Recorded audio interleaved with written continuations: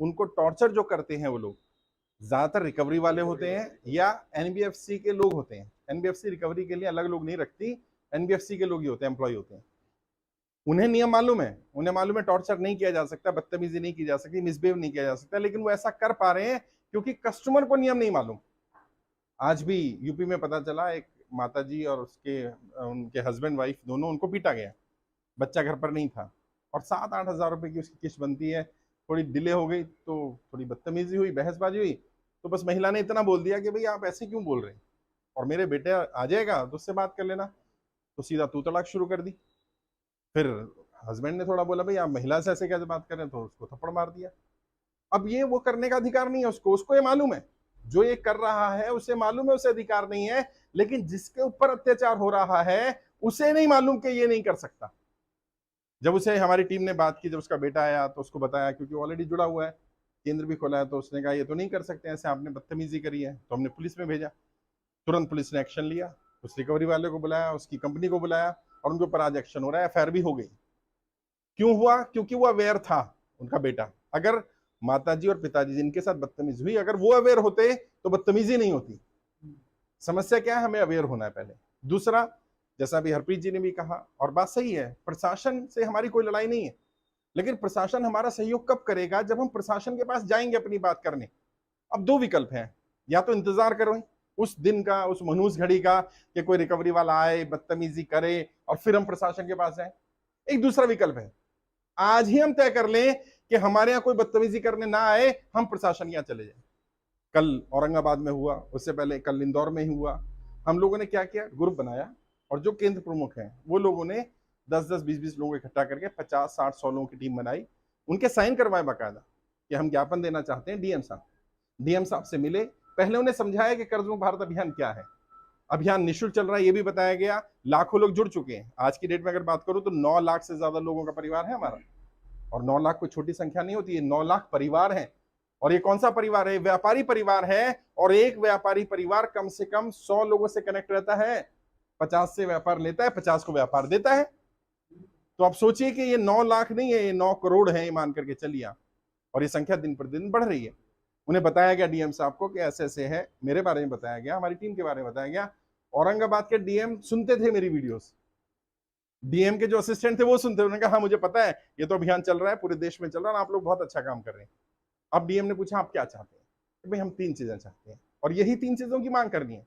पहली, हम डिफॉल्टर नहीं है, हम भगोड़े नहीं है, हम पैसा लेकर भागने वाले नहीं है, हम बेईमान नहीं है। क्योंकि हमने कर्जा मुक्ति में आवेदन किया है सरकार के पास, प्रधानमंत्री कार्यालय के पास, जब तक सरकार से जवाब नहीं आता, कम से कम तब तक का समय बैंक हमें दे दे। अगर बैंक समय नहीं दे सकता कि नहीं हम समय नहीं दे पाएंगे, जवाब आना चाहिए, कोई बात नहीं, कम से कम बदतमीजी करना बंद कर दे। हमारे बच्चों के साथ गाली गलौज करना, घर पर आकर के बैठ जाना, कई जगह पर तो बताया जा रहा है रिकवरी एजेंट सुबह 7 बजे आ जाता है और वहीं पर चाय पी रहा है, वहीं नाश्ता कर रहा है, वहीं खाना खा रहा है, वहीं डिनर कर रहा है, और रात को 10 बजे जा रहा है। घर पर कब्जा कर लिया एक तरह से, ये नाजायज है। ये तो जब आप डीएम को ये बताएंगे इस तरह की चीजें हो रही हैं, और लोग कर्जे के कारण कम आत्महत्या कर रहे हैं, कर्जे के कारण होने वाली बदनामी के कारण ज्यादा आत्महत्या कर रहे हैं, जो उनको टॉर्चर किया जा रहा है परिवार के सामने। अगर सोचिए, बहन बेटी की इज्जत के साथ खिलवाड़ किया जाए, राजस्थान में देखा, मध्य प्रदेश में देखा, गुजरात में देखा, क्या बोला जा रहा है? व्यापारी को बोला जा रहा है कि अगर तुम किस्त नहीं दे पा रहे, अपनी बहन, अपनी बेटी, अपनी बीवी को भेजो, हम वसूल कर लेंगे। बताइए, किस इससे ज्यादा निर्दयी कोई काम होगा? इतना नीचे गिर जाएंगे, और हम बोलेंगे नहीं, बोलना पड़ेगा। और जो लोग कर्जे के कारण जुड़े हैं हमारे साथ, परेशान हैं, ऑलरेडी बहुत ज्यादा दिक्कत में है, उनसे पैसा नहीं लेना, 1 रुपया भी मत लेना। देखो, अगर आप 10, 20, 50 रुपए मांगो दे देगा वो, लेकिन आज उसकी स्थिति बहुत खराब है। अगर हम उसकी आर्थिक रूप से सहायता नहीं कर सकते तो हमें हक नहीं बनता कि हम उसके ऊपर बर्डन डालें। फोटोकॉपी करानी, प्रिंट आउट कराना, खुद करा लो यार। लेटर हेड में भिजवा दूंगा, अगर आपको धार्मिकता ट्रस्ट का लेटर हेड चाहिए वो भिजवा दूंगा, हरप्रीत जी के पास है ऑलरेडी। स्टैम्प चाहिए, हरप्रीत जी साइन कर देंगे, स्टैम्प कर देंगे, खुद चले जाएंगे साथ में आपके। डीएम साहब से मिलिए, 4-5 लोग जाइए अंदर, बाकी 50-60 लोग बाहर रहे। अपना बैनर भी लेकर के जाना, जो बैनर लेकर के जाओ, और डीएम साहब को ज्ञापन दो।